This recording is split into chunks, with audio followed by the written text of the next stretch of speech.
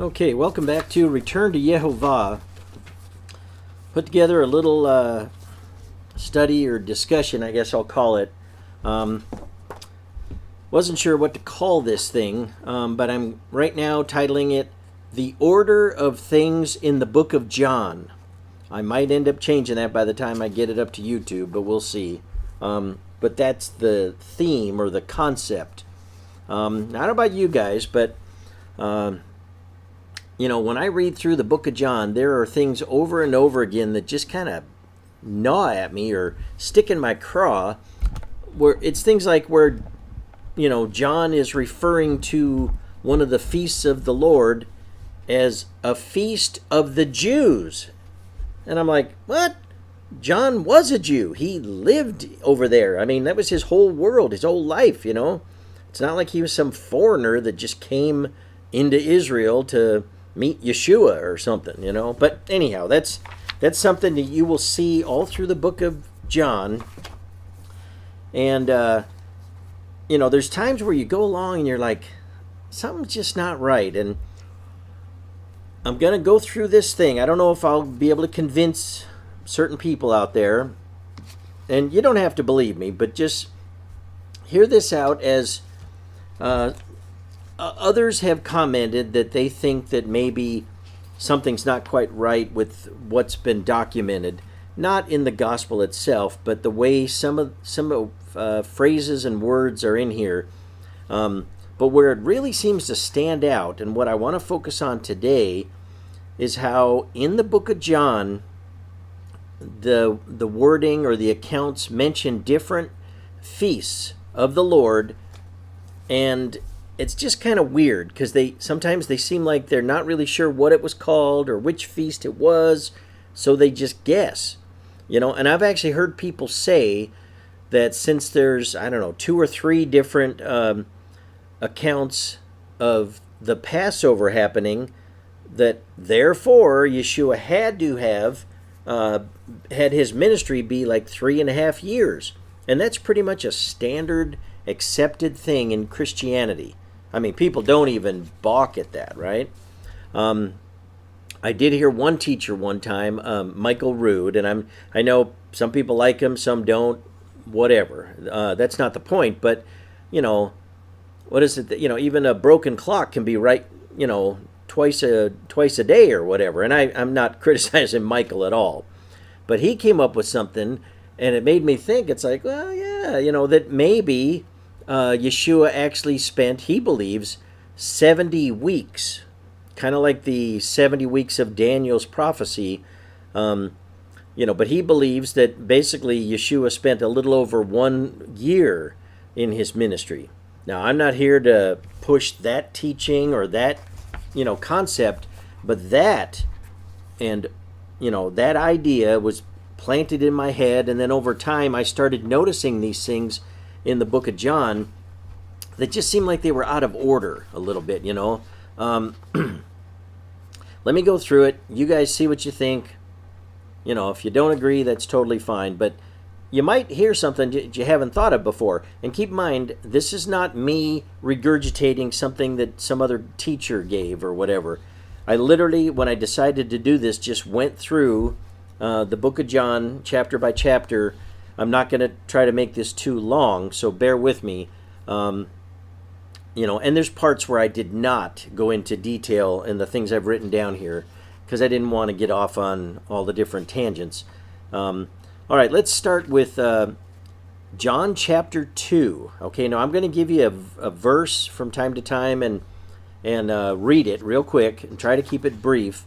And I might actually put these things, I've got a blog thing where it's the name of this channel, Return to Yehovah.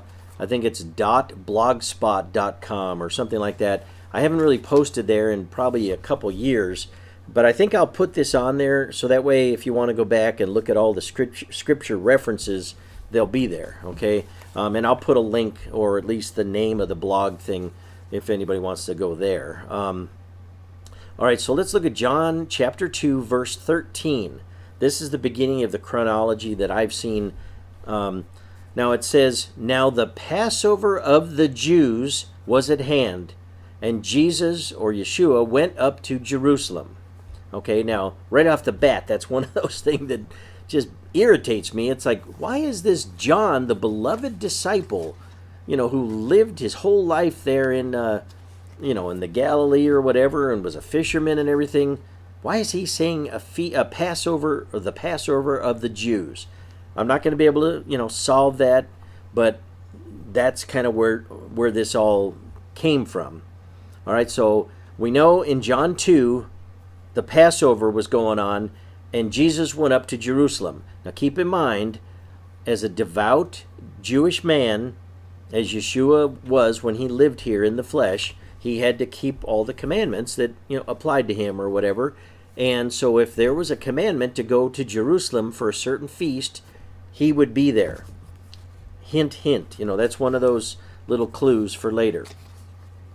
Now it goes on in verse 23 of John 2. It says, now when he was in Jerusalem at the Passover, so it's letting you know, during the feast, many believed in his name when they saw the signs which he did. Okay, so it's establishing where he was and when.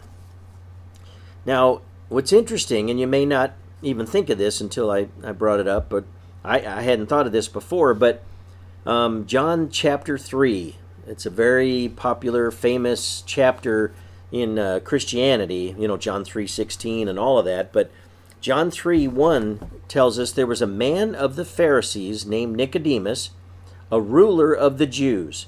This man came to Jesus by night and said to him, Rabbi, we know that you are a teacher come from God, for no one can do these things that you do unless God is with him.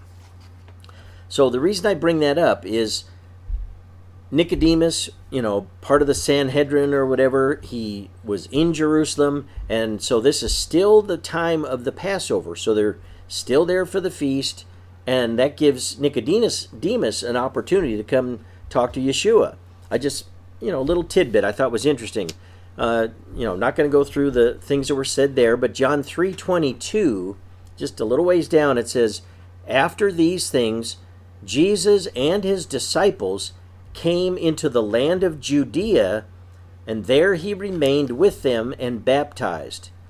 Now John the Baptist, was baptizing in Enon near Salim, because there was much water there. And they came and were baptized. Now, I looked this up on a map, and it apparently this is, obviously by the Jordan River, but south of the Galilee. I don't pretend to know all the geography of Israel, but, when you hear they came into the land of Judea, I think of that as Judah, but apparently this was like the outlying parts of Judah. I don't even know. It may have been considered a different different tribe's land, technically, but we had the kingdom of Judah at the time, even though they were ruled by the Romans. So anyhow, he's now out of Jerusalem. The feast must be over. They didn't really, discuss much about that. So now he's back by the Jordan River, and some people were getting baptized, okay? Now we go to John 4:1.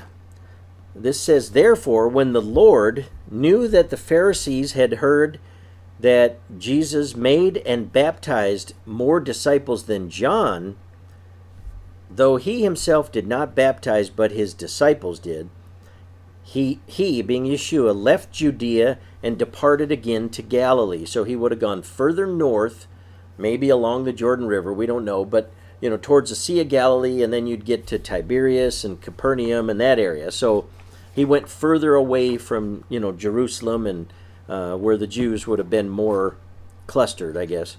And when it says that, I'm pretty sure it's talking about the religious, like the scribes and Pharisees and Sadducees, the ones that would have troubled him. But anyhow, John 4:4, it says he needed to go through Samaria. And if you look like on a map in the back of your Bible or whatever, and sorry, I don't have a way to just flash it up here, but, he would go through Samaria on the way getting up, north to the Galilee, apparently, at least according to the maps I looked at. And that's where he came to a city of Samaria, which is called Sychar, near the plot of ground that Jacob gave to his son Joseph. Anyhow, he was there for a while, met the Samaritan woman at the well. She had all these husbands, blah, blah, blah. Beautiful story. Go ahead and read that. But I'm trying to work in the chronology thing, not all these other side stories. But down in John 4:43, so now 39 verses later, it says, we do know he and his disciples stayed in that town with the woman and the others and taught them for 2 days, okay? But it says, after the 2 days, he departed from there and went to Galilee. So now he continued on his journey to Galilee, okay? There's a reason for all of this. You might wonder, why do we care, And a lot of people probably don't, but, bear with me.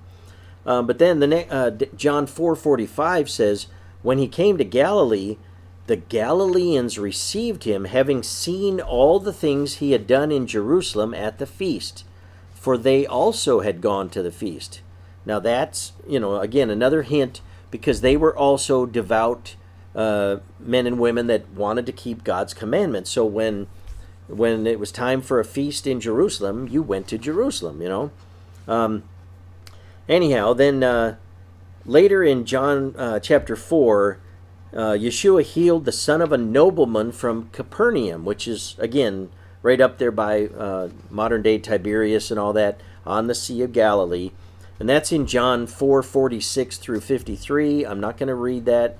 But it says in John 4:54 that this is the second sign Yeshua did when he had come out of Judea into Galilee. Okay, so I think the first one was the turning the water into wine at the wedding thing there. But okay, now this is where it gets interesting. John chapter 5. So we just been through basically 2, 3, and 4. John 5:1 says, after this, there was a feast of the Jews. There's that wonderful phrase again. And Yeshua went up to Jerusalem. Now, what's interesting, they don't tell you which feast this was. And I really wonder why not. I'll give you my opinion, okay? And I wrote here, and I'm just, sharing with you, but I think whoever translated this, and I don't mean into the English, but probably whoever took it from what I believe was John's original, if he wrote anything, or whoever, somebody wrote something, whether John did it himself or had somebody scribe it down. I believe it would have been in Hebrew, which, he was basically a regular working guy at first, and so I believe he would have put it down in Hebrew and shared it, with the people that he knew, but then others translated it into, Greek, and then of course Latin, and it's on. And we all know when you translate things, something's lost. And if you don't understand like what the feasts are about, or even, the order of the feasts as they fall on God's calendar, you can't possibly know. If somebody says, oh, there was a feast coming up, and in this case, the guy calls it, or whoever did it, calls it a feast of the Jews, so not a feast of the Lord as the Bible refers to them. But anyhow, I know I'm kind of beating a dead horse, but that really bugs me, Now, according to Leviticus chapter 23, God laid out in order the different feasts, okay? And so you can see what comes after another, and when in the year they happen, and all of that. And so, where we are in John chapter 5, this mysterious feast, now we don't have any way to know the exact number of days, but it's after the Passover, and they would have, who knows how long after the literal Passover and Feast of Unleavened Bread, 7-day feast. Did they stay in Jerusalem a little while or whatever? We don't really have that information, but they eventually journeyed. They did some baptizing for a while, so maybe days or weeks went by. Then they went up, spent time in the Samaritan village. Then they continued on up to the Galilee. Yeshua healed people, and this nobleman's was a daughter or whatever, what was it? Oh, the son, I'm sorry. And so time had gone by. So just looking at the order of the feasts of the Lord as they appear in Leviticus 23, and you can, look at more details of them in other parts of the Torah, but 23 is a good place to go to just get them in order. I'm pretty sure, my guess, and you don't have to believe me, but my guess is this is most likely the Feast of Shavuot or Pentecost. Now, it occurs technically in the spring, but it's the second of 3 feasts where devout Jews or people that are following the Torah are required to go to Jerusalem for this feast. Okay? And this is the one where, and I don't want to get into that now, but they count basically 7 weeks. So you've got 7 days, 14, 21, 28. Anyhow, they count what they call the Omer until they get to 49 days, and then the next day. Now, there's different schools of thought, but the way I believe it's to be followed, the 50th day, which is, the actual feast day, is that falls always on a Sunday or the first day of the week, because you're doing basically from the Sabbath after or during Passover, the first weekly Sabbath during the week of Passover. Then, you count the 7 days till the next Sabbath. So you're basically going from Sunday through to Saturday. That's your first 7. Sunday through Saturday, your second 7, and so on. So you're always going to be coming up with each one of your 7s ending on the 7th day. And then you get to 49 days. And then the 50th day, Pentecost or Shavuot, is always the first day of the week, or what we call Sunday. Okay? I know. I wasn't going to say that, but I think it's crucial for, just so people know what I'm talking about. But there was plenty of time with all that Yeshua did after they left Jerusalem, for this amount of time to pass. And so now there's this mystery feast, which I think was Shavuot. It's a required feast to get to Jerusalem, so he and the disciples headed on up there. Okay, it says, John 5:1, Yeshua or Jesus went up to Jerusalem. Very next verse says, now there is in Jerusalem by the sheep gate a pool, which is called in Hebrew Bethesda, having 5 porches. And it talks about a man that was unable, he was infirm or had the palsy or whatever for 38 years. You all know that. And he was, healed by Yeshua. It's a beautiful story. Read that in John chapter 5. And I noticed the Pharisees and all were mad at him because he told the guy, he healed him, told him to get up, take your bedroll and walk home or whatever. Oh my gosh, that was violating not the Sabbath, but the rabbis' rules, okay? Or the Pharisees, the rules that they, burdened the people with. So he was in violation of the Sabbath. And, so you've probably heard the story. You can look into that.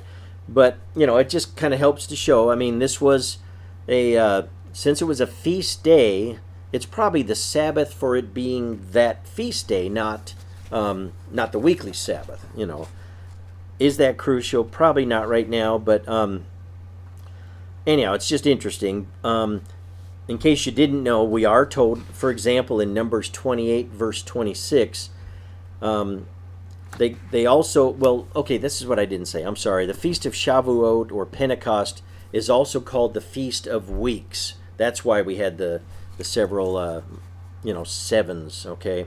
But it does say that in the day of the first fruits, when you bring a new meal offering unto Yehovah, after your weeks are out, you shall have a holy convocation. You shall do no servile work. So again, it's that one day, the Sunday that we're talking about, that's the 50th day, and it's a day of no work, so that's a Sabbath. All that to say that, just because they say it's a Sabbath in the Gospels does not mean it was the weekly Sabbath. You got to be careful and read it in context if they give you enough.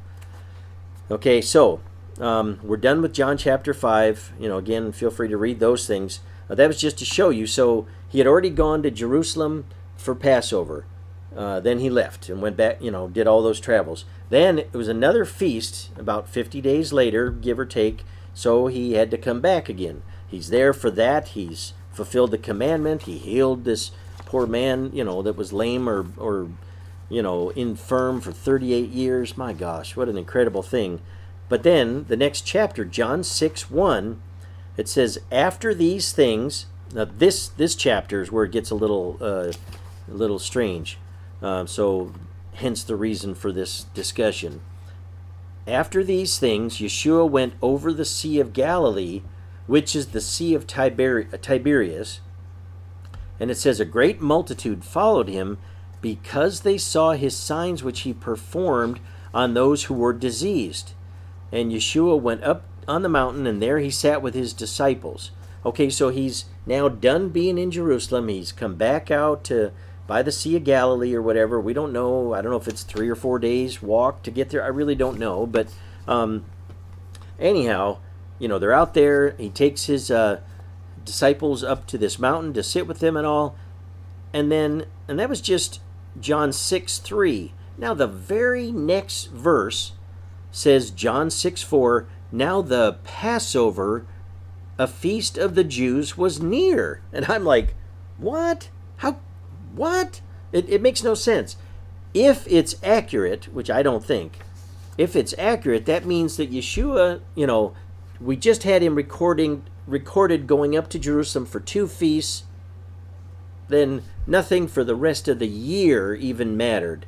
That would have been about the 3rd month of the year, give or take. So for the next, 9 months, we have no idea what he did. He just sat on a mountain up in the Galilee or something. I don't buy that. But I think the reason is that, somebody didn't understand enough about the Torah or the feasts to even make sense out of it. And some people, have wondered if maybe they call it the Passover because they want to skew the facts a little bit. I can't prove that, but it is a mystery to me. It's annoying, I think. Anyhow, my thinking is, if there's really an order to the things of John, John being the close disciple to Yeshua, I just can't imagine, that he wouldn't have, recorded each of these things correctly, but we don't really know what the story is. All right, I just believe this cannot be the Passover. So my angle on this is, let's see what it could be, okay? Now, more than likely, the only other feast that there is after you're done with Shavuot or Pentecost doesn't happen until the 7th month. So that's maybe 3.5, 4 months since they were in Jerusalem the last time. That makes a little more sense that during that downtime, maybe John didn't document anything. Maybe the other gospel writers did, but I didn't have time to go research that part. Feel free to dig into that. Okay, but if there was a feast of the Jews that was coming up, my guess it would have been the Feast of Trumpets. That's a 1-day deal, technically. It could have been the Feast of Tabernacles, which is about 2 weeks after Trumpets, but we have no reason to know that yet, But so this would have to have been in the 7th month of the year, okay?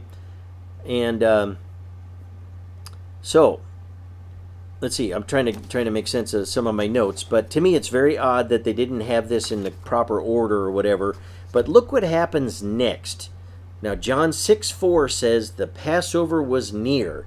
So that means Yeshua and his gang have to, start depending on how close it is. Maybe it was only maybe it was 3 weeks away. We don't know.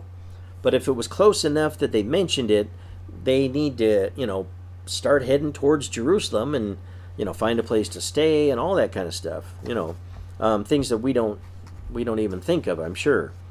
But the very next verse says, Yeshua lifted up his eyes and seeing a great multitude, this is John 6:5, a great multitude coming toward him, he said to Philip, where shall we buy bread that these may eat?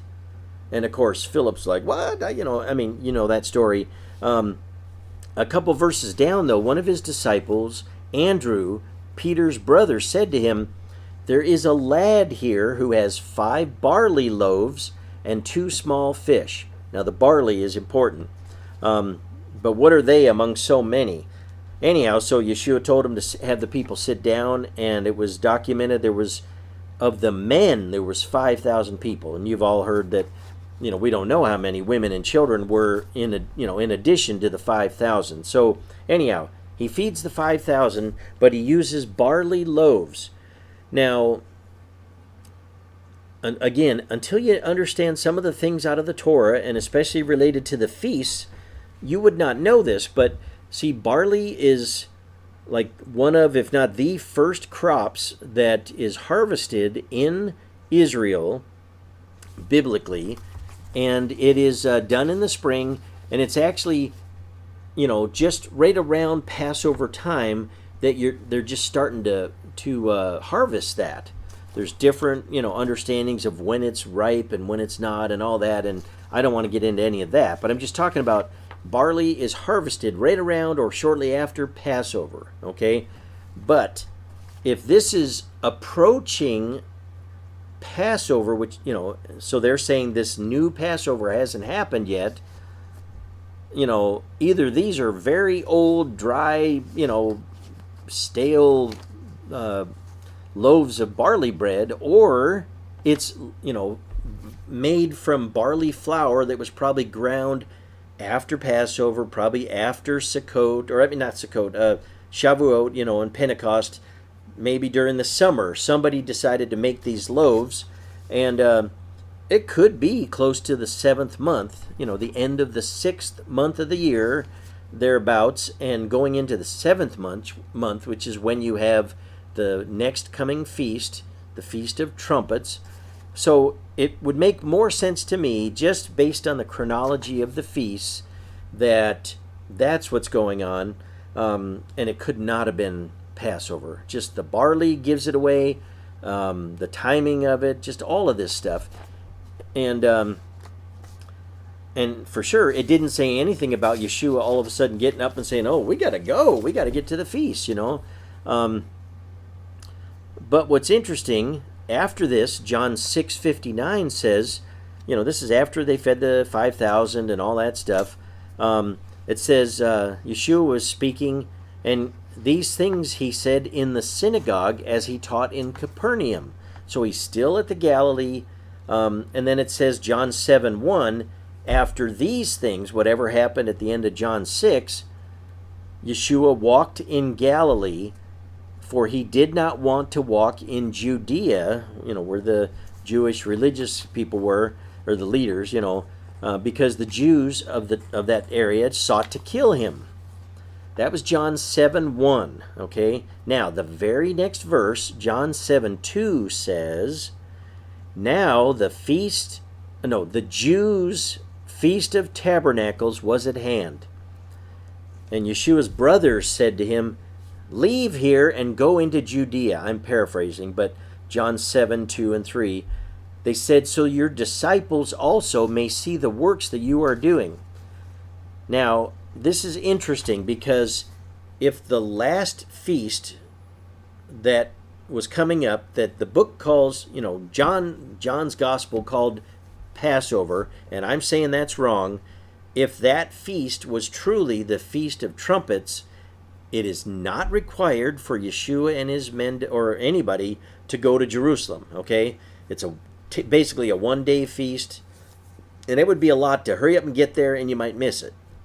And it's the day, it was based on sighting of the new moon, at the end of the 6th month, going into the 7th, so there really wasn't time or communication to know that, okay? Partly why God didn't require the men or anybody to go to Jerusalem for that feast. But 2 weeks later, after the Feast of Trumpets, starts the Feast of Tabernacles. And so sure enough, right in order now, if you chuck out that last Passover and call it Feast of Trumpets, now we have the Feast of Tabernacles was at hand. And we know, hopefully you remember, but Yeshua told his brothers, you go ahead, I'm not going now, or something like that. Yeah, in fact, John 7:8, he says, I'm not yet going up to this feast. My time has not yet fully come. And when he had said these things to them, his brothers, he remained in Galilee, but when his brothers had gone, Then he also went up to the feast, not openly, but as it were in secret.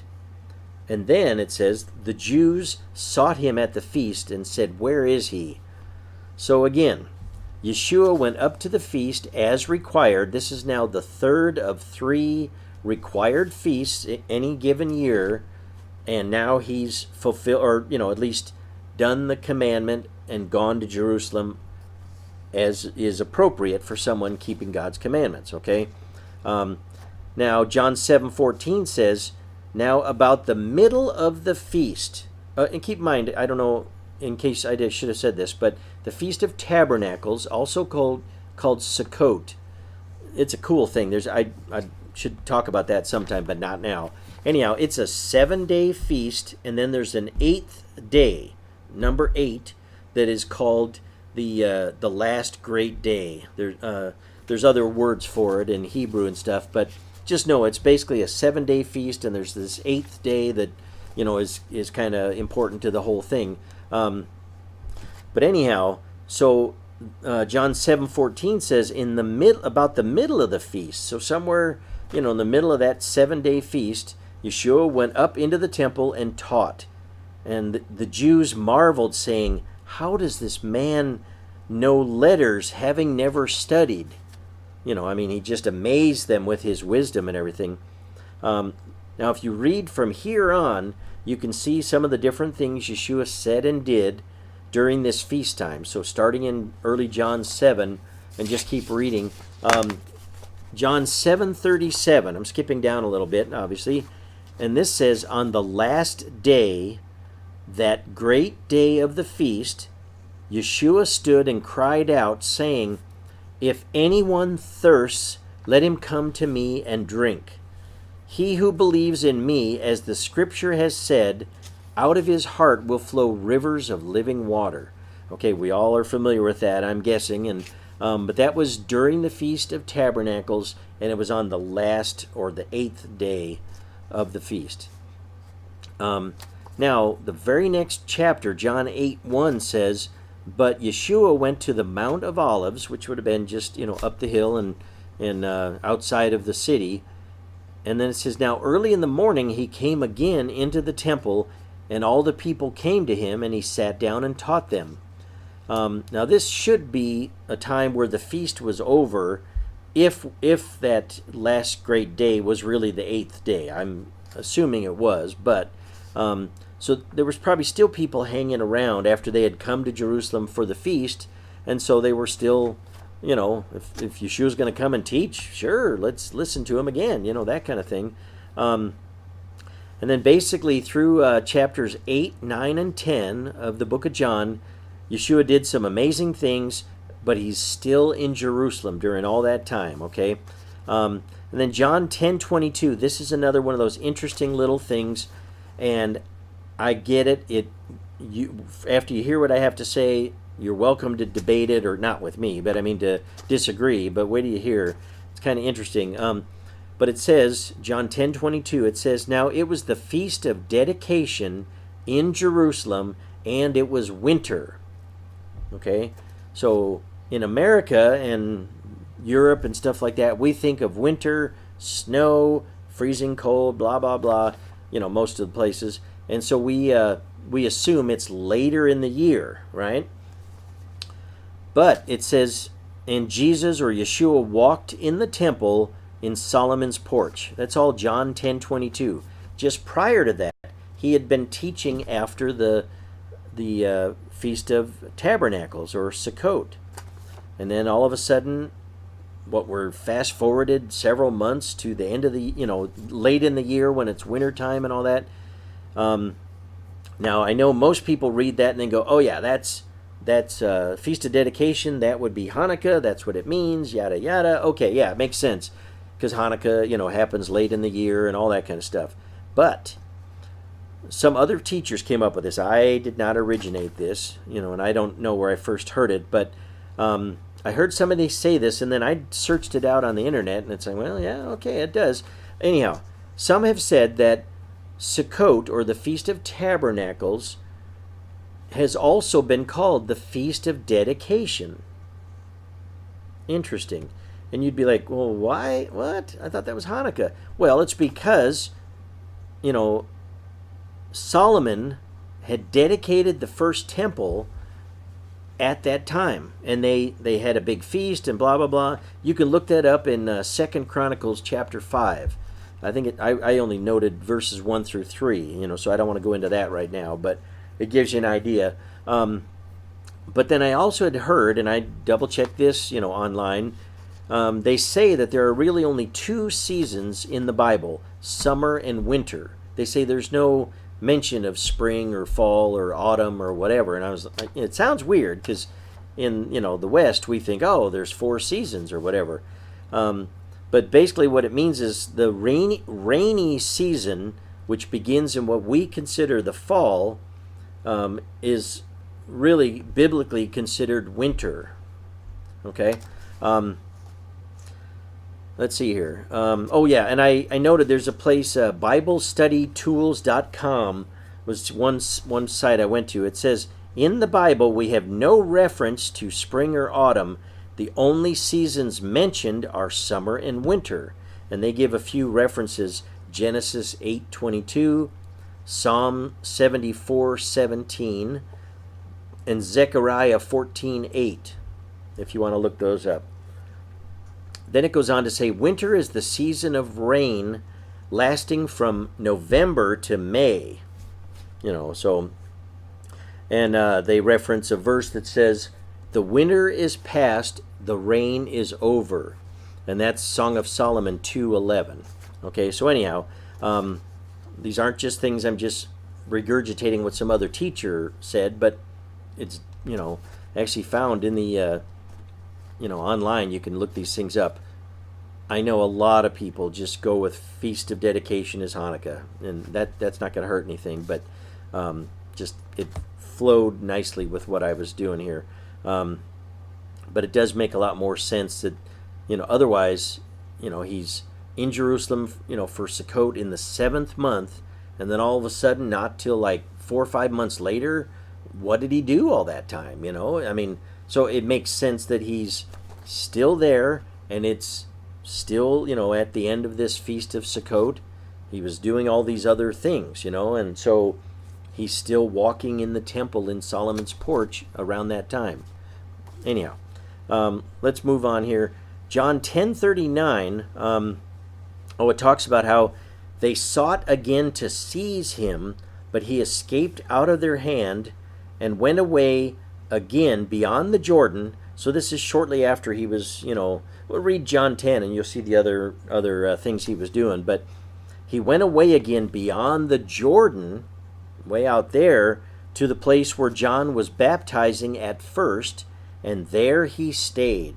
So Yeshua stayed there, you know, basically for the rest of the year or whatever. And so, just so you understand, he is done with the feasts and he heads back to the north. You know, in this case, somewhat north, maybe not all the way to the Galilee. You know, but that was end of John 10. And then, okay, so now we jump to John 11. And it says, a certain man was sick, Lazarus of Bethany, the town of Mary and her sister Martha.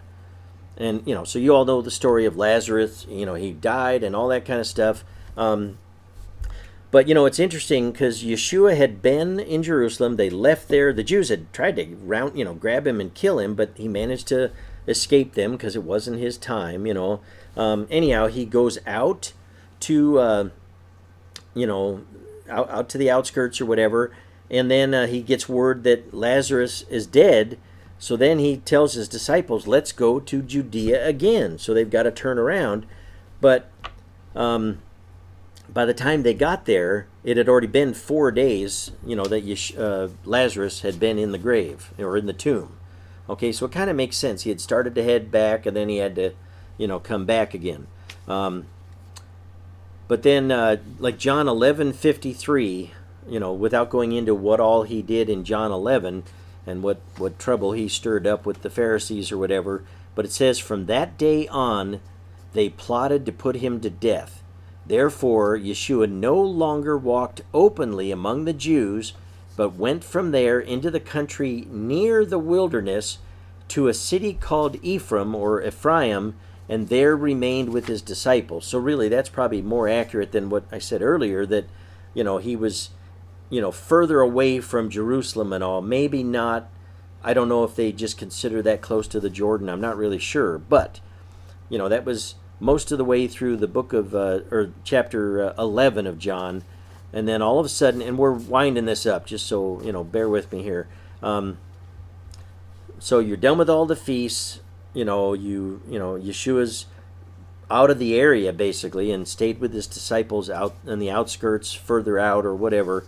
But then John 11:55 gets us into the end of Yeshua's ministry and all that. And it says, "And the Passover of the Jews was near, and many went from the country up to Jerusalem before the Passover to purify themselves."